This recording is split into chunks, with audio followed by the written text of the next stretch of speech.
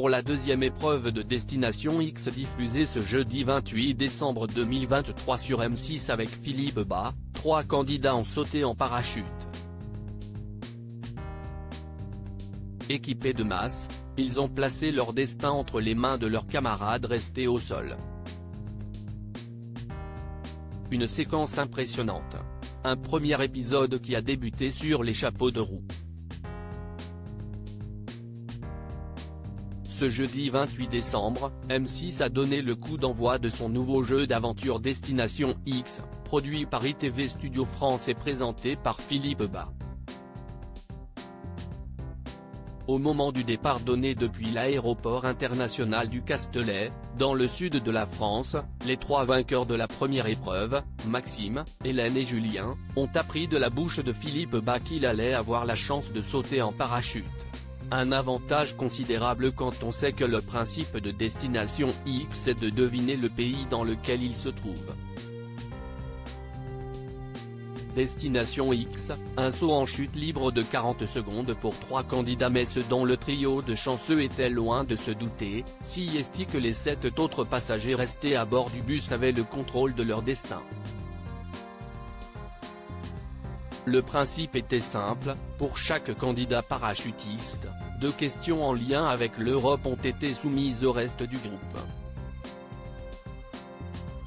Le nombre de bonnes réponses déterminait le temps durant lequel ils seraient aveuglés ou non lors de leur chute libre de 40 secondes.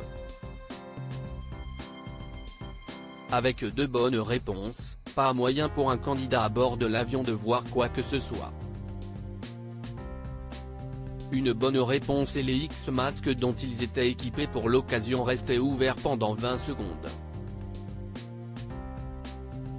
Et avec 2 mauvaises réponses données par les passagers du bus, leurs collègues pouvaient profiter de la vue aérienne offerte par leur chute pendant 40 secondes. Une candidate de Destination X mécontente sur M6, au final, tu ne peux pas profiter du spectacle. Julien, puis Maxime, ont bénéficié d'une vision de 20 secondes chacun à travers leur X-masque.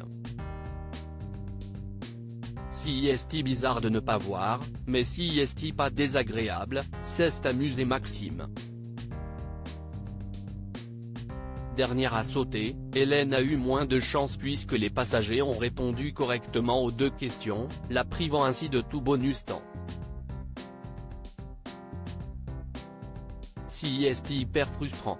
On est là, on est content, on va sauter en parachute, ça va être un truc énorme et au final tu ne vois rien, tu ne peux pas profiter du spectacle. Et surtout, tu n'as aucune info sur la localisation, a réagi la principale intéressée.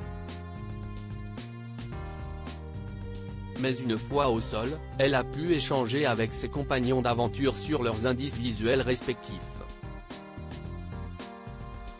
On est conscient qu'on a des indices que les autres n'ont pas, mais ça reste vague, a observé Julien, tandis que tous, au loin, ont pu voir et entendre des individus espagnols jouer au foot. L'Espagne est-elle la première destination de Destination X? Réponse en fin d'épisode.